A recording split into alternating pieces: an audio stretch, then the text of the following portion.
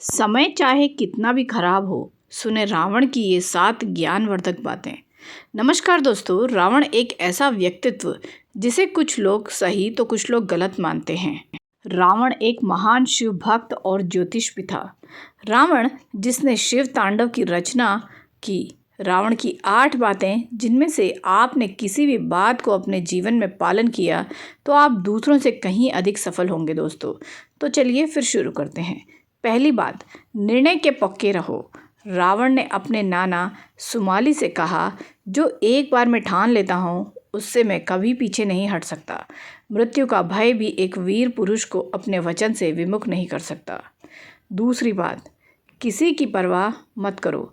हनुमान जी द्वारा लंका दहन के बाद रावण ने अपने मंत्रियों से कहा, लोग मुझे आज क्या सोचते हैं या क्या सोचेंगे, मुझे इसकी परवाह नहीं है। शेर बुद्धि वाले इस समाज को तो परमेश्वर भी संतुष्ट नहीं कर पाएगा। कुछ लोगों के लिए मैं एक देवता हूँ और कुछ के लिए राक्षस। लोग केवल अपना स्वार्थ जानते हैं। जब आप में उनको स्वार्थ दिखे तब आप उनके लिए देवता हो, और जब आप उनके स्वार्थ को पूरा न कर सको तब आप उनके लिए एक राक्षस बन जाते हो। यह समाज अपने स्वार्थ से ही चलता है। यहाँ स्वार्थी ही देव, दानव और मनुष्य से अपराध करवाता है।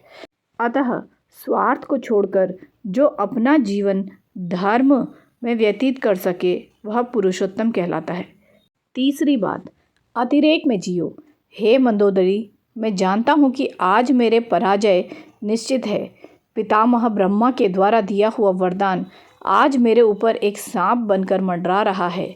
किसी भी व्यक्ति को ख्याति पाने के लिए या तो देव तुल्य बनना पड़ता है अथवा दानव समान। यदि अच्छा बनना हो तो इतना अच्छा बनो कि इंद्र भी तुम्हें अपना सिंहासन दे दे, और बुरा बनना हो तो इतना बुरा बनो कि स्वयं नारायण तुम्हें तुम्हारे पापों से मुक्त कराने हेतु अवतरण ले।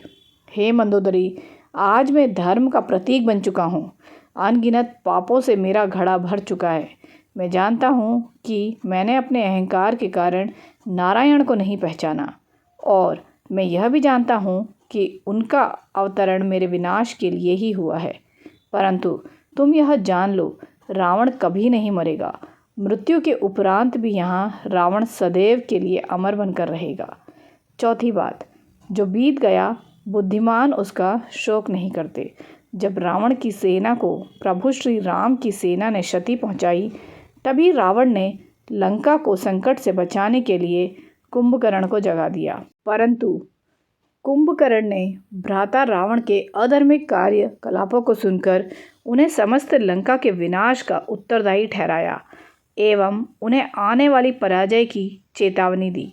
यह सुनकर रावण ने कुंभकर्ण से कहा, हे अनुज कुंभकर्ण, जब विनाश के बादल चारों ओर लंका को घेरे खड़े हैं तब तुम मुझे यह न सिखाओ कि क्या उचित है और क्या अनुचित।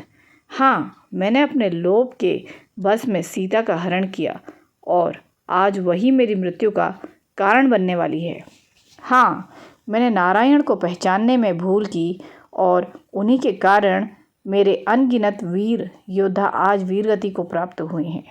हाँ, मैंने अपने अहंकार के चलते श्री राम के शांति प्रस्ताव को ठुकरा दिया और आज मेरी सोने की लंका एक शमशान बन चुकी है। परंतु जो बीत गया बुद्धिमान उसका शोक नहीं करते, भविष्य की चिंता नहीं करते।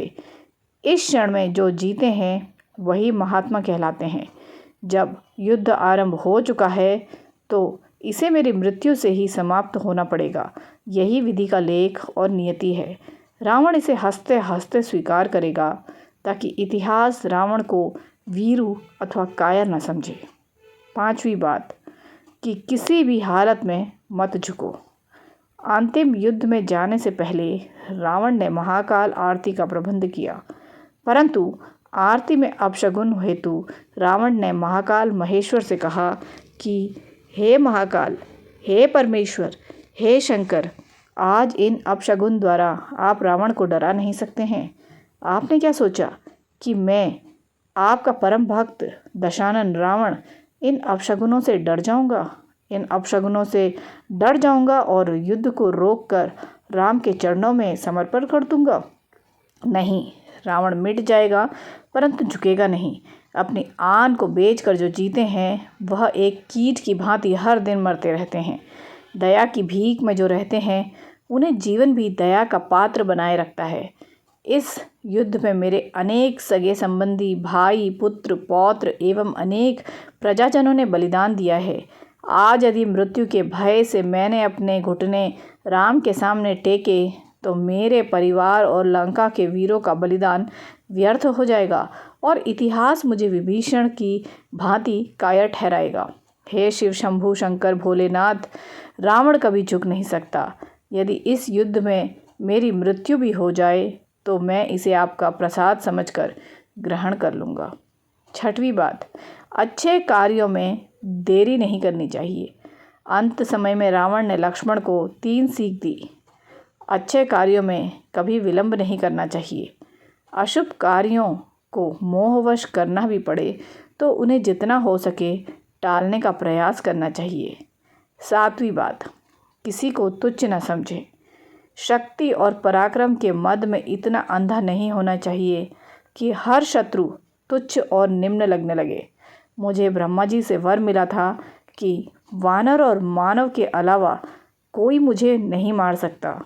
फिर भी मैं उन्हें तुच्छ और निम्न समझकर अहम में लिप्त रहा, जिस कारण मेरा समूल विनाश हुआ। आखिरी और 8वीं बात, गूढ़ रहस्य किसी को न बताएं।